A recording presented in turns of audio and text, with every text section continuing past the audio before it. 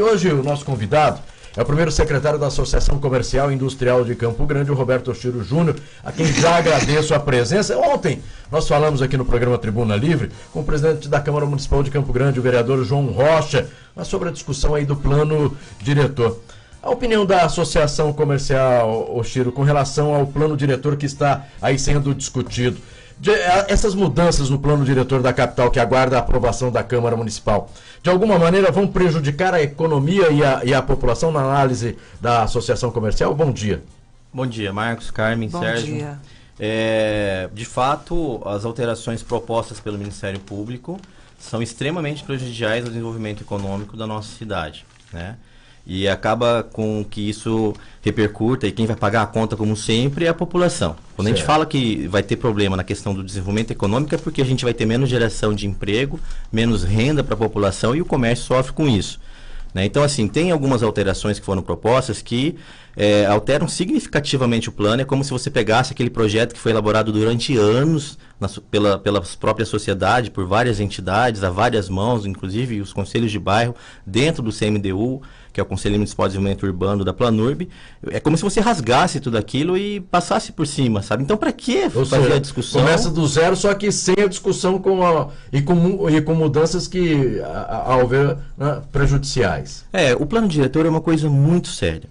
É ele que vai determinar o que a gente quer da nossa cidade para o futuro, o que a gente quer de Campo Grande para os próximos 10 anos. Como que a gente imagina a nossa cidade daqui a 10 anos? Será que a gente quer uma cidade mais espraiada ainda? Nós já temos uma cidade muito extensa, com pouco adensamento populacional. Isso traz vários tipos de prejuízo para a população. O ônibus fica mais caro, a taxa de lixo fica mais caro, porque é um dos componentes do cálculo da taxa de lixo. Você tem que gastar mais com saúde e segurança pública, educação, porque você tem que espalhar isso por uma região muito maior, né? E de onde sai esse dinheiro? Não tem dinheiro do governo. Todo dinheiro público é dinheiro que sai do nosso bolso.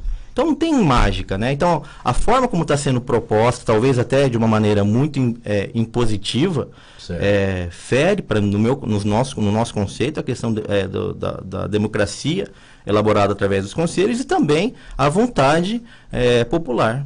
Agora, qual é a principal rejeição, a principal preocupação de vocês? E claro, quando você fala, com relação à taxa de lixo, também o transporte coletivo, claro, quantos mais quilômetros rodados, mais combustível se gasta, e pneu, etc. Aí, claro, com certeza aumenta também. Nós temos aí vazios urbanos, que também é uma outra discussão. Na visão da Associação Comercial, qual é a principal rejeição ou restrição no que está sendo aí colocado? A pior proposta é essa questão do coeficiente de aproveitamento 1, CA1, para a cidade inteira. Tratar como se Campo Grande fosse uma mesa de mármore, uma mesa de granito igual, né? Sem diferença de solo, sem diferença de bacias hidrográficas, sem diferença de densidade, né? Sem olhar o zoneamento que a cidade tem, e esses anos todos foi o que transformou Campo Grande numa das melhores cidades, eu acho que para se viver, né? Uma das melhores infraestruturas urbanas de capital do país, né? Explica o que é esse coeficiente 1 de construção, porque as pessoas muitas vezes não têm ideia. É difícil de entender. O coeficiente de aproveitamento 1, ele diz o seguinte: você só pode construir a proporção equivalente ao tamanho do seu terreno. Então, se você tem um terreno de 200 metros quadrados, você pode construir 200 metros quadrados. Só que não é só isso que determina o que você pode construir, né? Principalmente nos bairros, você tem um índice de ocupação do solo de 50%. Você não pode construir um térreo, por exemplo, mais que 50% do terreno. Isso prejudica para quem tem menos área de terreno, que são os bairros mais distantes, né? Então, vamos supor, um terreno de 200 metros quadrados, você vai poder construir ali no térreo até 100 metros quadrados, porque você tem que deixar uma área de permeabilização também. Agora, estão querendo aumentar essa área, né? Sem considerar outros fatores que são extremamente importantes. E aí, o restante disso, se você quiser construir mais, você tem que elevar. E quando você eleva, você vai passar a ter um coeficiente maior de aproveitamento sobre o seu terreno, você tem que pagar para o município o mesmo valor equivalente do terreno em metros quadrados. Ou seja, você acaba tendo que comprar esses lotes de terrenos virtuais do poder público, né? Você trabalhou a vida inteira para comprar o seu terreno, aí você, com muita dificuldade, consegue construir a sua casa, chega lá na frente, você precisa, por alguma razão, às vezes um filho que casou, uma filha que casou, construir no seu próprio lote, porque não tem condição de comprar outro. Aí você tem que pagar a prefeitura, senão você vai estar irregular. Você tem que comprar você tem que comprar, o lote virtual. Comprar o lote virtual e pagar. Esse lote virtual? Aí é que tá, Carmen, é outro problema. A lei não diz... né? Não é clara. Então. Não é claro. A regra não é clara. Pode ser que seja o valor do metro quadrado que está no IPTU, vezes a quantidade de metros quadrados que você vai construir. Ou seja, é o valor do terreno. Mas eu posso pagar um outro É terreno. outro terreno. E se você for, no caso da onde você precisa de adensar, vamos supor, você vai construir um prédio de apartamentos, né? Se for colocar o terceiro, quarto, quinto pavimento, cada vez que você for elevando, mais um terreno. Mais um terreno. Então, vamos dizer, uma construção com 10 andares, eu tenho um terreno, compro mais 9. Tenho que adquirir mais 9. Mais ou menos isso. Assim. Mais ou menos isso. Para que a pessoa mais complexo, mas fica mais fácil de entender. Isso seria aplicado pela proposta inicial, aplicado para a cidade inteira. Cidade inteira. Isso daí hoje, no jeito que já foi o projeto para a Câmara, você tem regiões que realmente você não quer ocupar agora, porque você tem esses espaços vazios na região central que você precisa ocupar, né? Então, é para forçar que haja esse adensamento, em vez de cada vez mais você jogar tudo para a periferia. Fora que, se você colocar empreendimentos residenciais muito distantes, porque isso vai encarecer e vai inviabilizar economicamente a implantação desses empreendimentos numa região mais perto do centro. Imagina quem mora lá, quantas horas vai levar para chegar no local de trabalho? Ainda vai aumentar o tempo de deslocamento do trabalhador até seu local de trabalho. Isso impacta diretamente no comércio, impacta na indústria da construção civil, que a gente sabe que emprega centenas, milhares de pessoas aqui, gira a roda da economia. Quer dizer, é só prejuízo, a gente não consegue ver aí uma vantagem nessa legislação ou nesse novo projeto. Pior que não é nem legislação, tá? Não tem, o Estatuto das Cidades, ele permite que as cidades determinem coeficientes diferenciados para as suas zonas, de acordo com a necessidade de adensamento populacional. E é muito clara a lei nisso. O Ministério Público se baseou numa resolução recomendada lá de trás, que já não tem nem validade e nem tem força de norma. Não é lei. E a função do Ministério Público é defender a correta aplicação da lei. A lei é o Estatuto da Cidade, o Estatuto da Cidade não diz isso. Né? Não há nenhum tipo de imposição que você tenha que ter coeficiente de aproveitamento para a cidade inteira. E outra coisa, desculpa só interromper, essa é uma proposta que já foi testada e foi reprovada. Pouquíssimas cidades do país, salvo engano, 4, e São Paulo, que tinha o coeficiente de aproveitamento 1, tentou fazer isso, mas São Paulo também é uma situação completamente diferente de Campo Grande, mas até lá eles estão voltando atrás. Campinas desistiu, né, desse modelo. Eu tenho informações aqui que no Brasil, por exemplo, são 5.570 municípios. Né? Exato. E o número de cidades que adotou esse coeficiente 1 não chega nem a 20. E aí você está passando a informação que é menos ainda, né? Do que a gente tem notícia, Campinas não tinha. Né? Curitiba também não, porque foi falado que Curitiba também tinha. Não tem coeficiente de aproveitamento único para a cidade inteira. Quem que elabora esse projeto? O projeto do plano diretor ou essa proposta? A proposta é através do Ministério, o Ministério Público. O plano diretor foi elaborado pela sociedade, né, dentro do CMDU, da Planurb, depois transformado em lei pelo Executivo e encaminhado à Câmara. Né, em anos de debate, inclusive com a participação do Ministério Público. Inclusive, tem uma manifestação do Ministério Público na elaboração do plano diretor, indicando redução de CA6 para CA5 em algumas regiões. Ele participou dos debates e colocou que o coeficiente de aproveitamento só pediu a redução de 6 para 5 e não colocou em nenhum momento que tinha que ser CA1 para a cidade inteira. Aos 49 do segundo tempo, ele vem com essa proposta exigindo... Então é o Ministério Público que... Foi o Ministério Público e ele participou, tem documento lá assinado. O Planurb acatou as recomendações do Ministério Público durante a elaboração do plano. Só que isso daí foi um fato novo que surgiu agora, quando em debate na Câmara Municipal. E como você disse, né? Ele traz um prejuízo enorme. A gente está numa crise que a gente precisa da retomada. O quanto antes, quem puxa essa retomada de crise econômica? Geralmente é o setor da construção civil, né? E depois ele vai alcançando os outros setores, né? Se você tem menos empregos, menos postos de trabalho na construção civil, você tem uma redução de salário, óbvio. É a lei do mercado, oferta e demanda, né? E se o pessoal está recebendo menos, o comércio não vende, o comércio vende menos.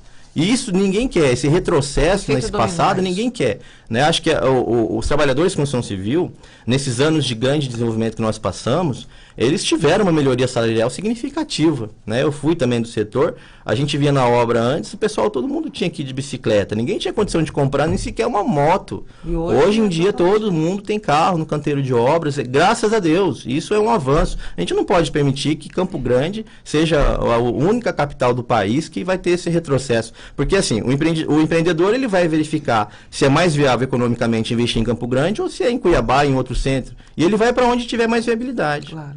Agora, é claro que aí, e eu vou trazer o que algumas pessoas estão falando, não, mas estão questionando aí porque de repente o setor imobiliário está sendo prejudicado. Então, eu gostaria que, porque às vezes a população começa a ouvir determinadas conversas e aí fala, puxa vida, mas será que é verdade? Como é que eu vou ficar sabendo ao certo se eu estou sendo prejudicado ou se realmente é um único setor ou 2, 3 setores e por isso eles estão discutindo? Eu gostaria então que vocês puderem nos explicar, porque já começa, né? As pessoas, estão discutindo isso aí, não querem porque só está prejudicando um determinado setor.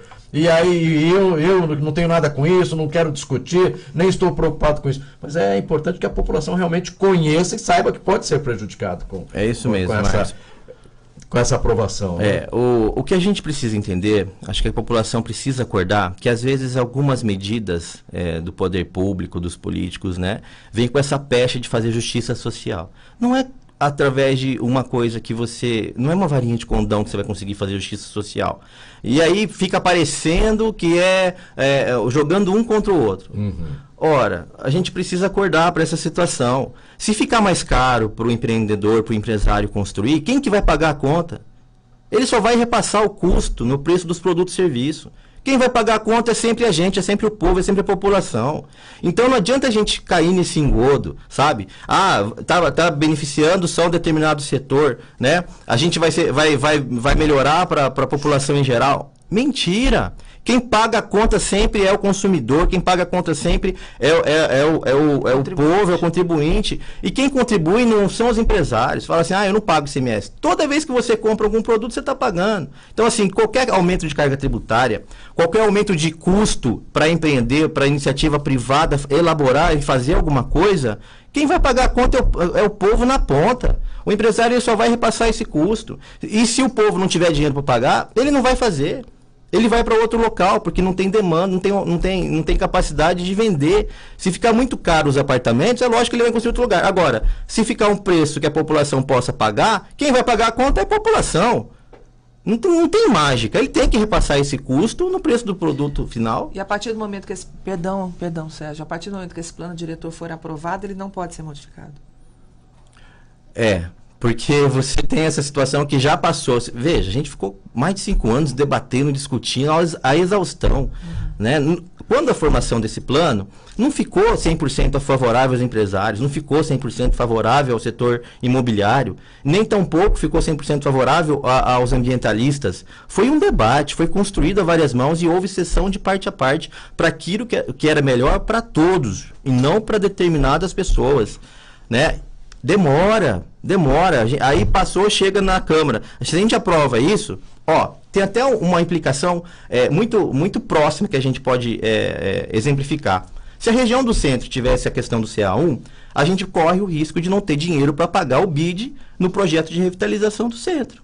Por quê? Quando o contrato foi elaborado, aqueles 56 milhões de dólares foram emprestados, foi feita uma análise de capacidade econômica do município e o que o projeto ia trazer de aumento de receita de arrecadação para o município. Porque o que se espera com a revitalização é que a iniciativa privada venha ali, faça investimentos, né, aumente a arrecadação de IPTU, ISS e o ICMS, a parte que compete ao município. Se você não pode mais empreender no centro da cidade, você pode chegar no risco de não ter capacidade de pagamento para pagar empréstimo. Aí a prefeitura é obrigada a pagar. De onde que ela vai tirar? Da saúde, da educação, da segurança, da folha de pagamento. Não tem mágica. Então, a gente precisa desse recurso para poder ter a capacidade de pagamento. Senão a gente entra numa situação de desequilíbrio econômico do contrato, que é muito perigosa. Outra situação, a gente precisa repor as vagas de estacionamento do centro que foram retiradas e algumas outras que ainda vão ser retiradas por conta do projeto. A gente está batalhando há anos para trazer uma empresa para fazer um estacionamento vertical na região central, que é preciso para dar conforto ao consumidor e também melhorar as vendas. Construir com a questão do CA1, é impossível. Já é difícil hoje. Não dá viabilidade econômica hoje. Uma empresa que vai querer pagar. A CEDESC está tentando, o Luiz Fernando Moinaim, lá na CEDESC, ele está propondo alteração do PRODES para poder trazer essas empresas, para poder ficar atrativo para essas empresas se instalarem na região central. Aí a gente vem com uma medida dessa que acaba com tudo. Então, ou seja, aí você, pode abandonar o centro.